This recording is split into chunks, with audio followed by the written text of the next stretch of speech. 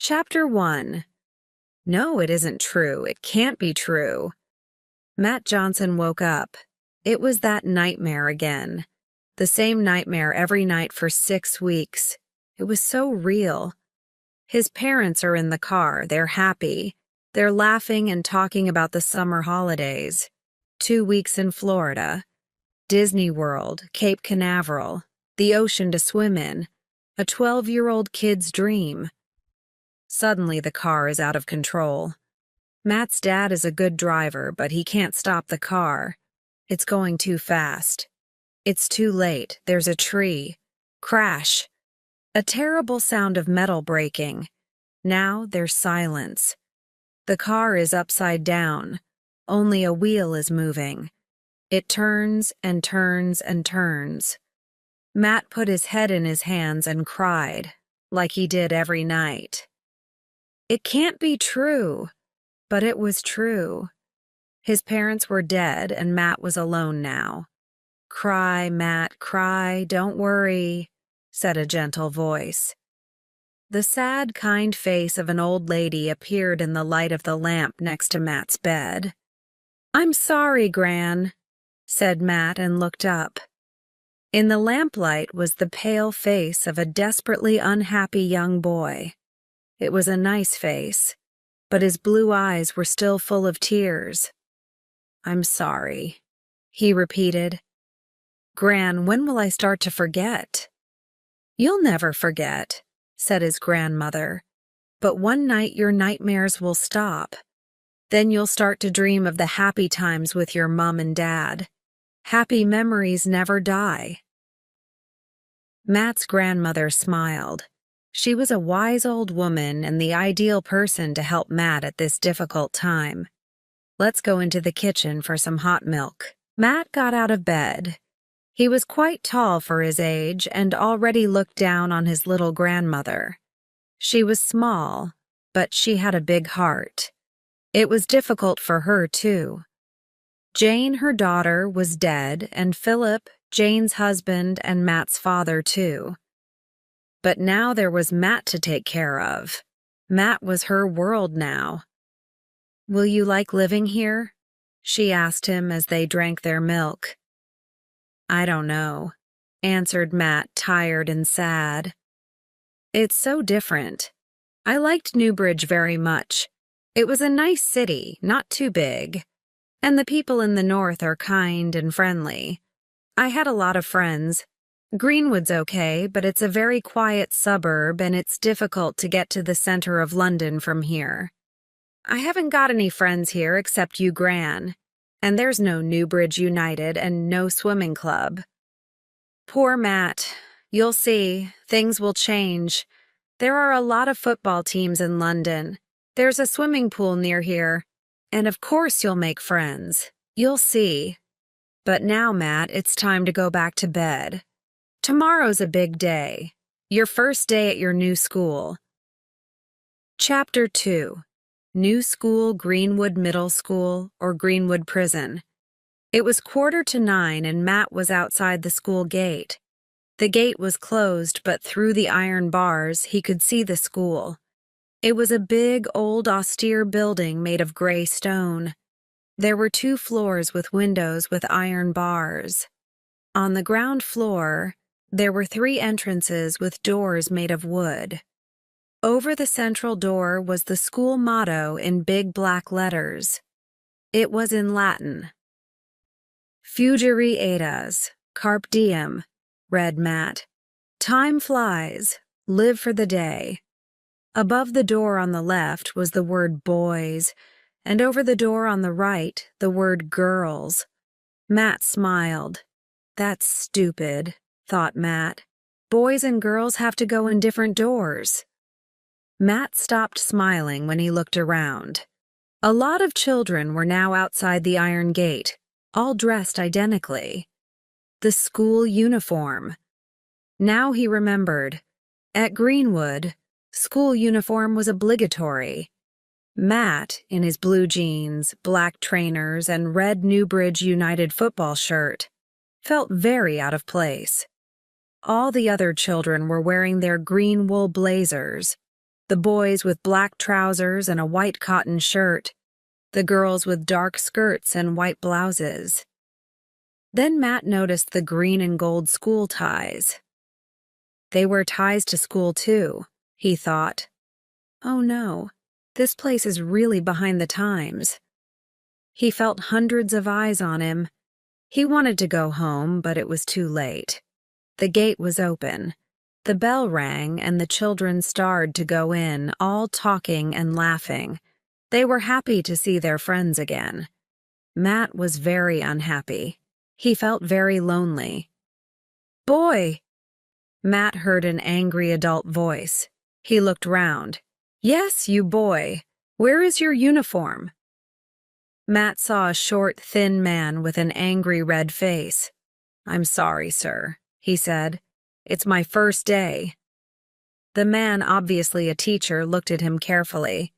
"From your clothes and your accent, you must be Johnson, the new boy from the north." "Yes, sir, Matt Johnson," replied Matt. "Johnson at this school," the man continued. "We use surnames here, and I'm Mr. Briggs. Did your parents forget your uniform?" Matt was hurt, but replied, "My parents are dead, sir." "Oh, yes. Now I remember that accident. It was in the newspapers. Your father was that famous lawyer. Well, I hope you'll buy a uniform as soon as possible." And Mr. Briggs went away. Matt was devastated. He didn't have the right clothes or the right accent, and his dad, a hero for a lot of people, now seemed an inconvenience. He felt terrible. He wanted to go back to Newbridge. "Be careful," said a girl's voice. Matt turned and saw a pretty blonde girl smiling at him. "You can't go in here," she continued. "This is the girls' entrance. Mr. Briggs will shout at you again." "Thanks," said Matt. "Hey, what's your name?" But the girl was already inside. Chapter 3. After a disastrous first day at school, Matt was very unhappy. "What's the problem?" asked his gran.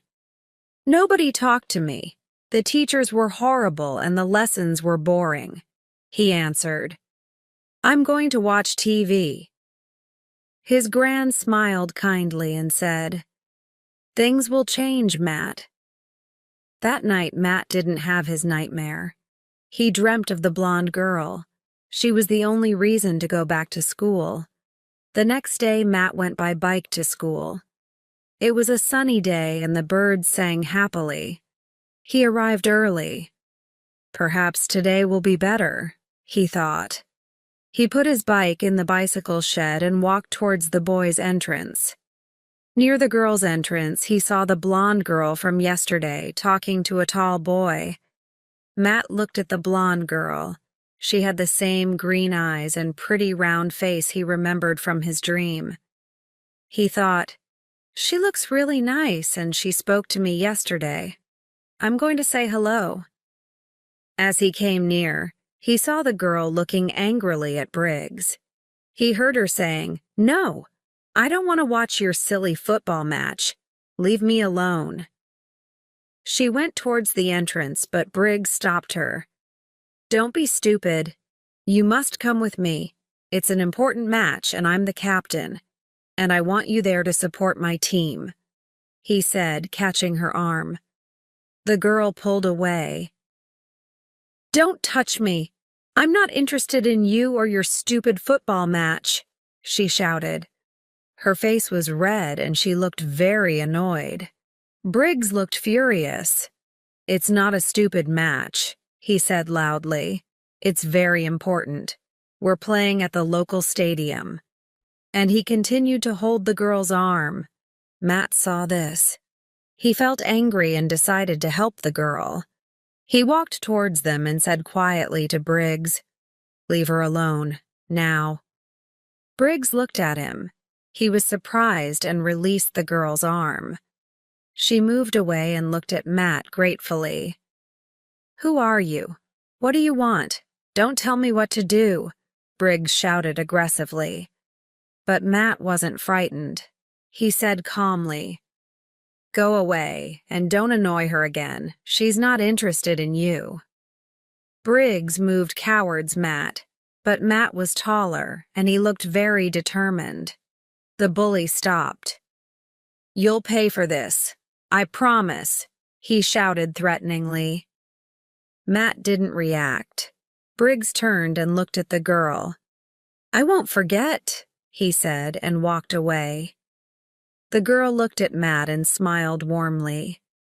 Thank you for your help. He's a horrible pest and he always annoys me. This time he was really angry, she said. Matt smiled too. No problem. Perhaps he will leave you alone now. I hope so. Thanks again. What's your name? She asked. Chapter 4. My name's Matt Johnson. You spoke to me yesterday, he said. Yes, I remember. My name's Linda Chapman. So you're new here? She asked. Yes, yesterday was my first day at this school, he replied. I like your accent. Where are you from? Asked Linda. I'm from Newbridge, said Matt. But now I live here. When did you arrive? Linda asked. Well, about a month ago, during the summer holidays. I see, said Linda. Why did your family decide to move to London? It must be nice to live in the north of England. Matt looked embarrassed. Well, I live with my gran now because my parents died in an accident 6 weeks ago. Gran is my only relative. I haven't got any brothers or sisters. Linda looked sympathetic. Oh, I'm so sorry. It must be terrible to lose your parents. She stopped for a moment, looking for the right words. I know it's not the same, but my parents divorced recently. Now I only see my dad at the weekend, and my mom is a different person. She's always sad. I hate it. Matt saw her green eyes become shiny with tears. He wanted to see Linda happy again. He decided to change the subject. What do you do after school? Do you like sports? He asked. Linda smiled. Well, I like swimming. Do you? Me too. I love it. And I like football too. You don't, do you? I heard you say that to Briggs. Oh, said Linda. I like football if Briggs isn't there. They laughed. Time seemed to stop while they chatted about their interests. My favorite hobby is playing on the computer, said Linda. I love surfing on the internet. I spend hours sending emails to my pen pals in France and Italy. And I like looking for interesting information for my school projects. That's great, said Matt. I like computers too, but I haven't got one. Well, said Linda, you can come to my house one day to use my computer if you want. Thanks, Linda, that's great, replied Matt. He looked at Linda, suddenly feeling shy. Linda looked at her watch. Oh, it's nearly 9 o'clock. Our lessons start soon, she said. Okay, let's go, said Matt. Boys' entrance, don't forget, laughed Linda. Oh, Matt, where do you live? I live in Boswell Street, said Matt. That's near my house. I live in Simpson Road. We could walk home together after school if you want, Linda suggested. Matt smiled. He wasn't embarrassed now. It was impossible to be embarrassed with Linda. He decided to leave his bike at school until tomorrow. See you here at 4 o'clock, he said. Linda smiled. I usually go to the newsagent's for a bar of chocolate after school. I love chocolate, she said. I prefer fish and chips, laughed Matt. Linda laughed too and said goodbye. Matt watched her go into school. He felt very happy. Now I've got a friend, he thought. Chapter 5. Matt went through the boys' entrance. He went to the school office to get his timetable. In the corridor, he saw Johnny Briggs with some friends. Johnny's friends were all boys. and they had the same aggressive expression as Johnny. They looked at Matt as he passed. Matt felt uncomfortable, but he ignored Johnny's sarcastic comments. There he is, the new boy. He thinks he's someone important, but he's not. I'm glad he's not in my class. Matt put his hands in his pockets and tried to look unconcerned. You again. Take your hands out of your pockets, said a voice. It was Mr. Briggs, Johnny's father. You haven't got a uniform yet, Johnson, but at least try to look tidy. Johnny and his friends laughed. Matt felt embarrassed, but he didn't show it. Sorry, sir, he said. I have to go to Class 2B, Mr. Wells's history lesson, but I don't know where it is. It's up the stairs, first door on the left. Lessons start in 2 minutes, so hurry up, said Mr. Briggs. Matt arrived at the classroom and knocked on the door. Come in, said a deep voice. Matt walked into the room and asked, Is this Class 2B? A tall, thin man with long white hair like Albert Einstein answered, To be or not to be, that is the question. Everyone laughed. Matt laughed too, and was pleased to see Linda there at her desk in the 3rd row. There was an empty place next to her, so Matt sat there. Linda smiled and said, Welcome to Mr. Wells's history lesson. It's an experience. Linda was right. Mr. Wells was not a typical teacher. He talked very fast and he gesticulated a lot when he spoke. His lessons were very interesting and fun. No one looked out of the window in Mr. Wells' class. That day, they studied medieval history and the feudal system. Matt was fascinated by the descriptions of life in the Middle Ages. Mr. Wells introduced the class project, a study of medieval castles. I want everyone to prepare for our visit to Duxbury Castle next month, said Mr. Wells. It's a perfect example of a medieval castle. You can look for information on medieval castles in general or Duxbury Castle in particular. If anyone has a computer, they can use the internet to find a lot of information. Tomorrow I'll show you how on my portable computer. Matt, I've got an idea, said Linda. You can come to my house on Saturday. We can surf the internet and find material for the project. Great idea, replied Matt enthusiastically. On Saturday, Matt went to Linda's house. They found lots of interesting information on the internet for their project. Linda's mom was very friendly. She made a delicious lunch, a main course of fish and chips and chocolate cake for dessert. Chapter 6. It was the day of the class trip. Matt was very excited. He was keen to see the castle, but the trip had other advantages too. No school for a day, no school uniform, no school lunch, no Briggs, and all day with Linda. The doorbell rang. Matt! Linda's here. Coming, Gran, said Matt, putting on his denim jacket over a red sweatshirt and jeans. He went downstairs. Hi, Matt. Linda was wearing a blue tracksuit and trainers. Have you got your packed lunch? She asked. Here it is, Matt, said his Gran, giving him a plastic box. Cheese sandwiches, crisps, an apple, and a chocolate biscuit. Buy something to drink at the castle. She gave him £1. Thanks, Gran. Have a lovely day, you two. His Gran smiled. Thanks, Mrs. Francis, said Linda.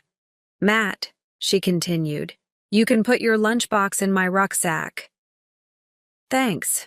Okay, let's go. We mustn't miss the bus. Duxbury Castle was an hour from Greenwood. The hour passed quickly, talking, listening to the radio, and watching the London suburbs become beautiful open countryside. The trees were a splendid mix of green, red, and brown under a golden sun. A perfect English autumn day. Look, cried Linda, pointing out of the window. The castle! We're here! It's great, said Matt. I expected a total ruin. No, Johnson. It's the best example of a 12th century castle in England. It was Mr. Wells. Listen, everybody, this is Duxbury Castle. It's an English heritage property and there is a guided tour of 1 hour. You are divided into 2 groups. Surnames from A to J must go first, at 11 o'clock.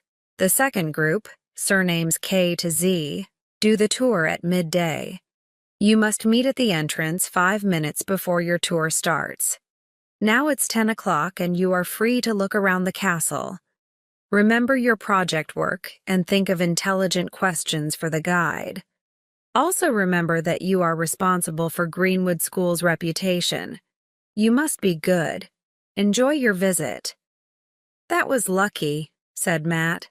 We're in the same group. I know. Come on, let's look around.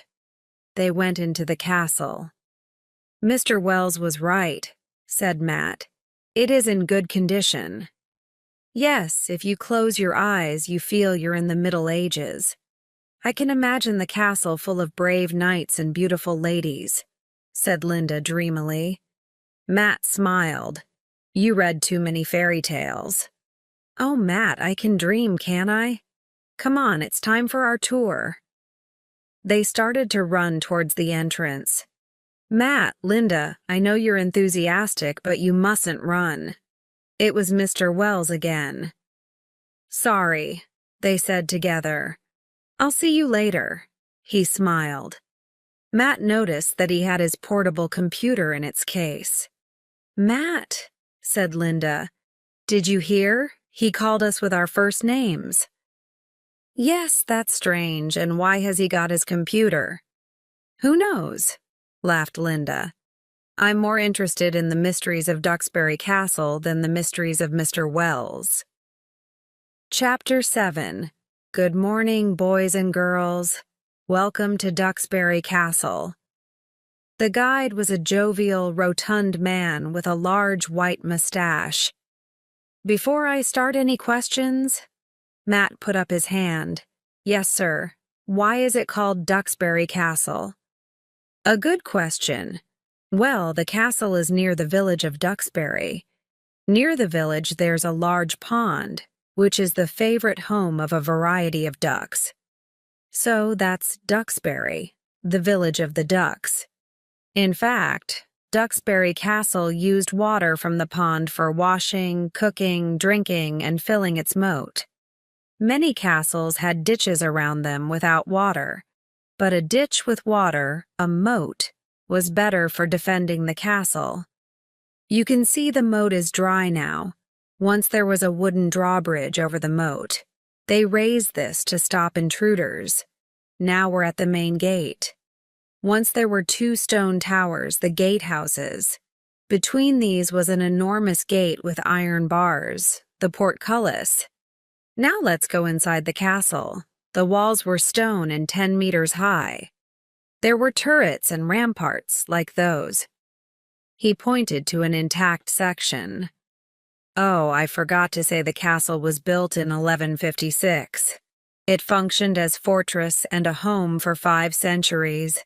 The lord of the manor lived in the keep, a big stone building and the strongest part of the castle. The manor was the distribution and cultivation of the land. The peasants from the village did the work, but the land was the lord's. The open space inside the castle was the bailey, with a well and stables. Now, any other questions? Stubbs, the class joker, put up his hand. Where are the toilets? The guide laughed. In the keep, there were small rooms over the moat with a hole in the floor, but if you need to go, they're near the drinks kiosk. Matt and Linda both had questions, but Mr. Wells appeared behind them. Listen, he said urgently. I'm accompanying the other group. Can you take care of my computer? He gave it to Matt before they could answer. He was very nervous. Thanks, kids. See you later. He's strange, said Matt. Very strange today, answered Linda. Anyway, the tour's finished. Let's go to the kiosk. You can buy a drink and I'll buy some chocolate. Linda went towards the kiosk, but Matt was transfixed. A strange noise came from the computer case, an insistent beep. He ran after Linda. "I bought you a Coke and some chocolate." She stopped when she saw Matt's face. "Listen," he said, "it's getting louder." "Open it," said Linda excitedly. "Here, behind the kiosk, nobody can see us." Matt opened the case and the beep stopped. "An alarm?" he asked. "No, Matt, look at the screen." There was the image of an hourglass rotating quickly, and the words "Press Enter to continue" flashed blue and red. "And now," said Matt. Linda pressed the enter button. Nothing. A Mr. Wells joke, they thought, before an intense white light exploded from the computer and they disappeared.